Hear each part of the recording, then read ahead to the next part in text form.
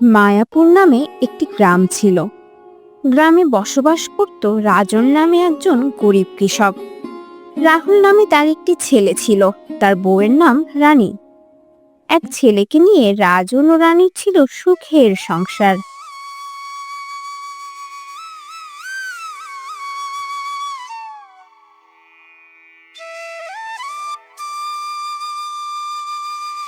ও গিন্নি, গিন্নি, কোথায় গো? যে গরম পড়েছে, একটু পানি নিয়ে আসো তো। গলাটা শুকিয়ে একদম কাঠ হয়ে গেছে। এই যে গো, একটু ঘরের কাজ গোছাচ্ছিলাম, এই নাও গো পানি। দাও দাও, যে গরম পড়েছে। আহ, প্রাণটা জোড়ালো। হ্যাঁ গো, তোমার মাঠের ফসলের কি অবস্থা? ফসলের অবস্থা তো খুব বেশি ভালো না। যে গরম পড়েছে, ফসলের মাঠ তো শুধু পানি পানি করছে।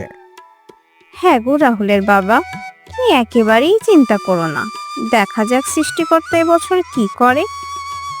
হ্যাঁ গো গিন্নি, সেই ভরসাতেই আছি। বেলা তো অনেক হলো, রাহুলকে দেখছি না, যে রাহুল কোথায়? আর বলো না, তোমার ছেলের কথা কি আর বলবো। কি যে ডান পিঠে হয়েছে তোমার রাহুল, হবে হয়তো বা কোথাও বন্ধুদের সাথে খেলা করছে। হ্যাঁ গো, ছেলেটা আমাদের বেশ ডানপিটে হয়েছে। কিন্তু যাই বলো, ছেলেটি আমাদের কিন্তু বেশ লক্ষ্মী। এমন সময় রাজনের ছেলে রাহুল আসে তাদের কাছে। বাবা বাবা, আমি অনেক রাগ করেছি কিন্তু। কেন বাবা, আমার লক্ষ্মী বাবাটা কেন রাগ করেছে?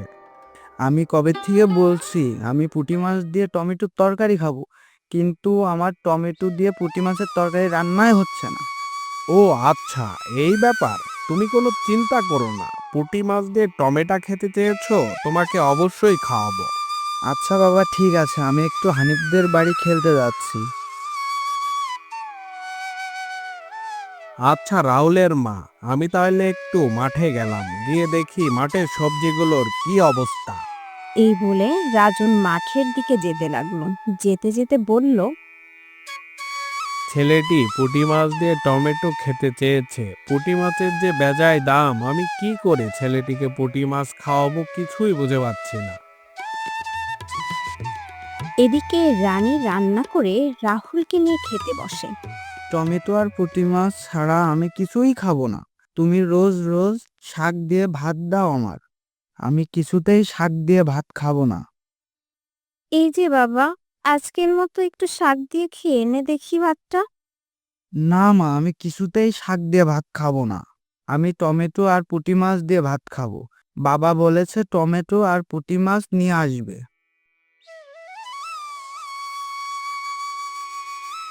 হাই হাই রে, আমার সবজি বাগানের এ কি অবস্থা! আমার সব সবজি রোদে পুড়ে গেছে। আমার আশা ভরসা সব শেষ হয়ে গেছে। এবার আমার বউ বাচ্চাকে নিয়ে আমি পথে বসে যাব। আমার বউ বাচ্চাকে আমি কি খাওয়াবো? হাই বিধাতা, তুমি আমার একটি পথ দেখিয়ে দাও। তখনই রাজন বাড়িতে আসবে। এই তো বাবা এসেছে। বাবা আমার জন্য পুঁটি মাছ আর টমেটো নিয়ে এসেছে। না রে বাবা, আমি তোর জন্য টমেটো আর পুঁটি মাছ নিয়ে আসতে পারিনি। তাইলে আমি কিছুতেই ভাত খাবো না, আমি গেলাম তাইলে। এই বলে রাহুল মন খারাপ করে ঘর থেকে বেরিয়ে গেল। কি গো তুমি, টমেটো আর পুঁটি মাছ নিয়ে আসতে চাইলে তা কি হলো তোমার শুনি? রানী, আমার সব শেষ হয়ে গেছে রানী, আমার মাঠের সব সবজি রোদে পুড়ে গেছে। আমি তোমাকে আর রাহুলকে কিভাবে খাওয়াবো সেটাই ভেবে পাচ্ছি না। তুমি একদমই চিন্তা করো না এসব নিয়ে, আমি তোমার সাথে না খেয়ে কাটিয়ে দিতে পারবো।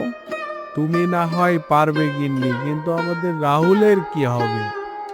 সৃষ্টিকর্তা আছে, সৃষ্টিকর্তা ঠিকই একটা বিহিত করবে, দেখে নিও তুমি। তাই যেন হয় গিন্নি। রাজন ও রানীর জীবন তখন অন্ধকারে ডুবে গিয়েছিল। তাদের মাঠের ফসল নষ্ট হয়ে গিয়েছিল, আর রাহুলের ইচ্ছা পূরণ করার মতো সামর্থ্যও তাদের ছিল না। কিন্তু তারা জানতেন, জীবনে কঠিন সময় আসে, আবার ভালো সময়ও আসে।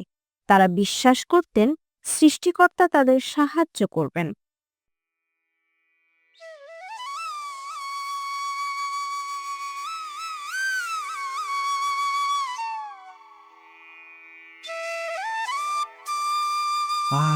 গিন্নি, আমি আজ মাঠে গিয়ে দেখলাম আমাদের সবজি বাগান একদম নষ্ট হয়ে গেছে, কিন্তু হঠাৎই আমার চোখে পড়লো মাঠের এক কোণে একটি ছোট্ট গাছ ঠিকই দাঁড়িয়ে আছে। গাছটিতে কয়েকটু টমেটো ফলেছে, আর পাশের পুকুরে কিছু পুঁটি মাছও দেখলাম। মনে হলো সৃষ্টিকর্তা আমাদের জন্য এইটুকু রেখেছেন। তাহলে কি রাহুলের ইচ্ছা পূরণ হতে পারে? হ্যাঁ গিন্নি, আমি সেই টমেটো আর পুঁটি মাছ নিয়ে এসেছি। আজ রাহুলকে তার প্রিয় খাবারটি খাওয়াবো।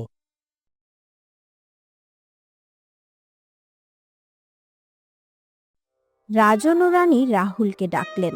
রাহুল এসে দেখলো তার প্রিয় টমেটো আর পুঁটি মাছের তরকারি তৈরি হয়ে গেছে। সে আনন্দে লাফিয়ে উঠল। বাবা, তুমি সত্যি বলেছো? তুমি আমার জন্য টমেটো আর পুঁটি মাছ এনেছো? আমি তোমাকে অনেক ভালোবাসি বাবা। বাবা, তুমি আমাদের লক্ষ্মী ছেলে, আমরা সব সময় তোমাকে খুশি রাখার চেষ্টা করব। এসো গো, এখন সবাই মিলে খাবার খাই। সৃষ্টিকর্তা আমাদের সাহায্য করেছেন, আমরা কখনো হতাশ হব না। এইভাবে রাজন ও রানীর সংসারে আবারও সুখ ফিরে এলো। তারা শিখলেন জীবনে কঠিন সময় আসে, কিন্তু আশা কখনো হারানো যায় না। সৃষ্টিকর্তা সব সময় তাদের পাশে আছেন। আর রাহুলও বুঝতে পারলো তার বাবা মা তাকে কতটা ভালোবাসেন।